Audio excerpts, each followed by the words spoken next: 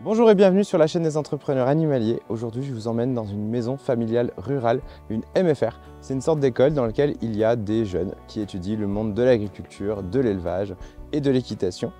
Au programme du jour, je vous emmène voir des cours, des travaux pratiques et on va faire aussi une veillée avec les jeunes. Je vous emmène. Et n'oubliez pas de vous abonner évidemment, d'activer la cloche de notification et de liker cette vidéo s'il vous plaît, ça me fera très plaisir.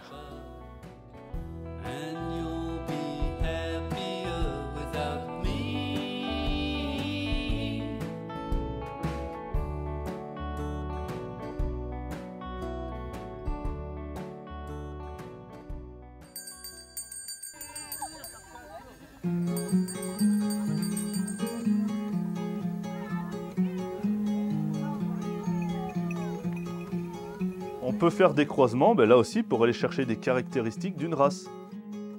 Bien sûr. Après, c'est plutôt ce que disait Estelle, c'est-à-dire que passé 6 ans, d'accord, leurs performances ont tendance à diminuer, d'accord. Donc, pour éviter justement d'avoir une moins bonne rentabilité, ces éleveurs-là, passé 6 ans, ils préfèrent réformer, d'accord, leurs brebis et partir sur une nouvelle génération, d'accord. Mais après, on peut très bien garder des brebis une dizaine d'années. Hein.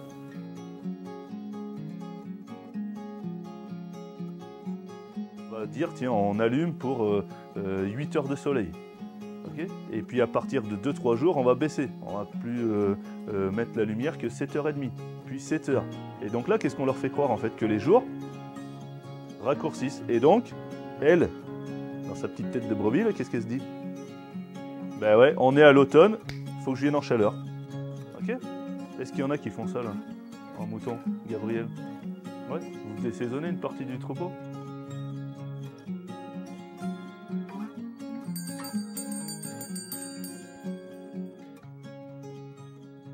Alors là, du coup, on a tous les bâtiments de la MFR avec sur la partie gauche les salles de cours où chaque classe garde sa salle tout le temps avec les profs qui vont changer de salle.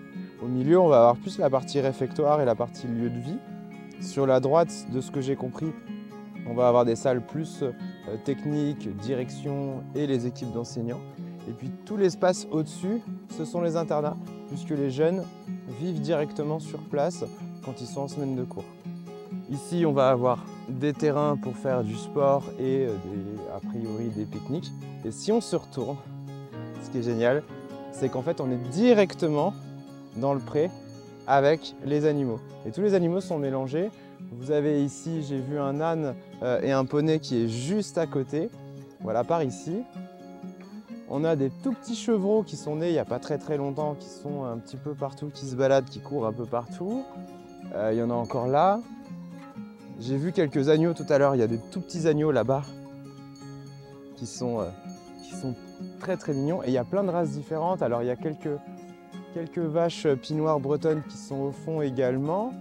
Et voilà, tout le monde est un petit peu mélangé et on va aller voir d'autres espaces. Mais ce qui est super chouette, c'est qu'on se rend compte que depuis les salles de cours, eh bien, la vue, c'est les animaux et ça, j'adore.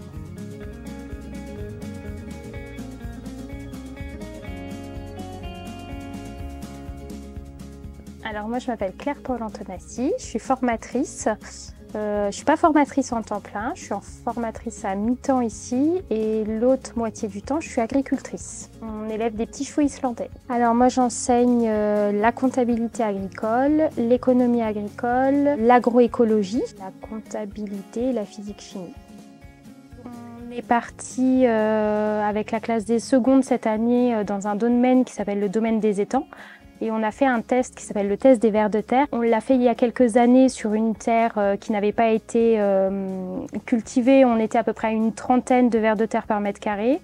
On l'a refait cette année sur une terre qui venait d'être labourée à l'automne et on était à 2-3 vers de terre par mètre carré. Les jeunes se sont rendus compte qu'une terre qui n'était pas labourée, il y avait du ver de terre et du coup plus de vie et plus de fertilité. Est-ce que les jeunes qui entrent dans la MFR ont déjà, pour certains en tout cas, une sensibilité sur la protection de la biodiversité, sur le rôle qu'ils peuvent avoir? Certains ont des choses très intéressantes, ont déjà des connaissances qui sont déjà bien établies et bien développées. Ouais.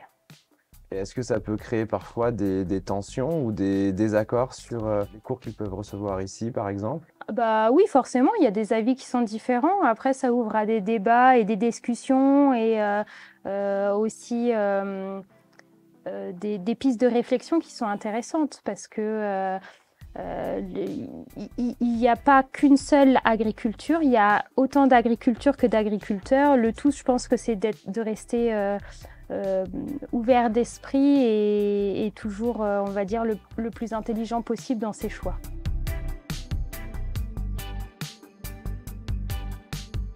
Est-ce que vous voyez des différences entre les différents élèves qui arrivent ici, en termes de milieu, en termes d'origine?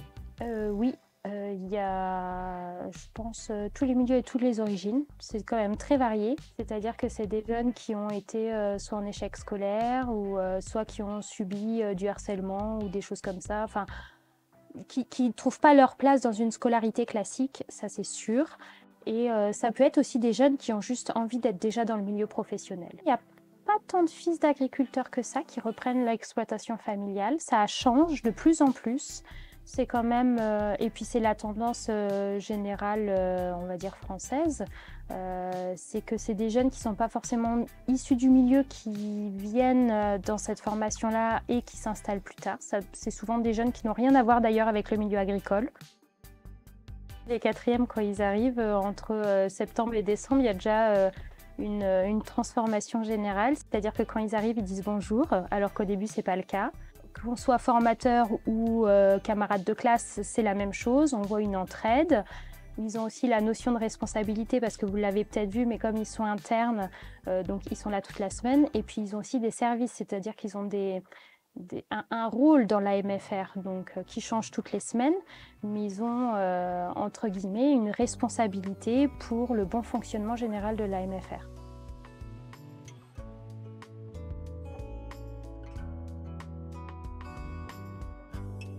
Alors là, actuellement, c'est la course aux moutons.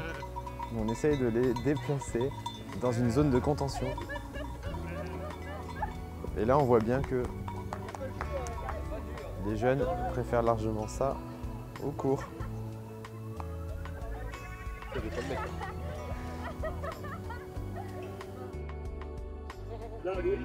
Actuellement, là, l'enseignant il est en train de faire une coupe d'ongles sur les chèvres. Donc les chèvres, comme n'importe quel animal, elle a de la corne, ça pousse assez vite et ça peut pousser même en extérieur. Donc on doit faire des coupes d'ongles régulièrement.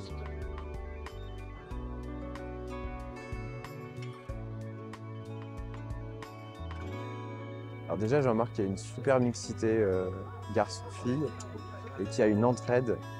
Tout le monde s'entraide et tout le monde essaye de se donner un petit coup de main là, quand il a fallu attraper une chèvre. Ils sont mis ensemble, alors il y a des petits groupes, etc. Et on voit qu'il y a un esprit un peu collectif. Ça, c'est plutôt chouette.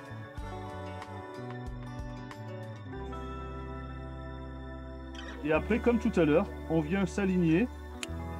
Et voilà, je retombe sur ma base blanche. Donc là, un petit coup là, un petit coup là, un petit coup en pointe et c'est tout. Ok ?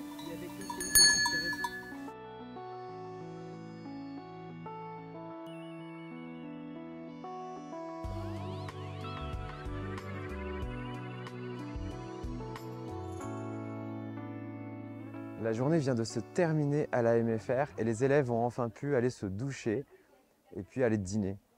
Et puis après ça, en général, les élèves ont ce qu'on appelle une veillée. Et ce soir, c'est veillée libre. On est revenu avec Maxent pour faire quelques images et voilà ce qui s'est passé. Juste pour qu'on puisse visualiser qui est en option équin, qui n'est pas en option équin. Ok. Moi personnellement qui travaille avec des enfants handicapés, autistes, aveugles ou qui ont eu des chocs dans leur passé, je sais que créer un lien entre le poney et l'enfant c'est quelque chose qui les aide beaucoup. Le fait de créer un lien avec le poney qu'ils ont toute l'année, parce que du coup moi les enfants ils ont le même poney toute l'année, un poney qui correspond à leur caractère, tout ça, je pense que ça les aide beaucoup. Est-ce que d'autres ont déjà vu de l'équithérapie?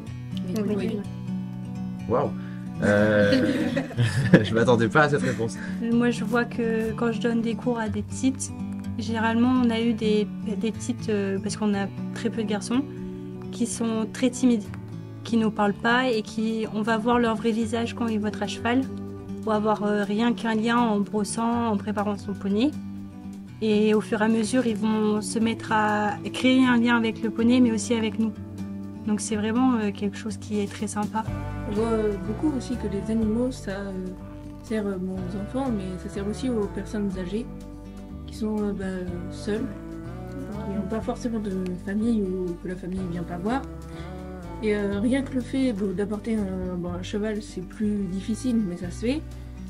Ou rien que le ronronnement d'un chat ou l'attention d'un chien ou le fait que le lapin se couche sur la personne, ça va lui faire du bien. Et comment ça s'appelle ça? Ce que tu décris? La zoothérapie. Ok. On peut appeler ça comme ça. Alors c'est vrai que c'est plutôt de l'autre côté de l'Atlantique où on va souvent appeler ça comme ça, mais en France aussi. Il y a un autre terme. Non. Mais c'est une bonne réponse. La médiation animale, Ah oui. vous en avez entendu parler? Ok. C'est à peu près le même mot pour dire à peu près la même chose. Après, il y a différents courants, différentes façons de penser, mais c'est effectivement ça. Les gens, par exemple, qui sont à l'hôpital et qui doivent y rester longtemps, parce que, par exemple, les enfants qui ont le cancer ou même les adultes, par exemple, si la personne elle vient toutes les semaines, l'enfant ou l'adulte, en fait, ça va l'aider à tenir. Parce qu'il va se dire, oh, c'est cool, enfin, à la fin de la semaine, il va venir me voir et je vais pas être toute seule, enfin.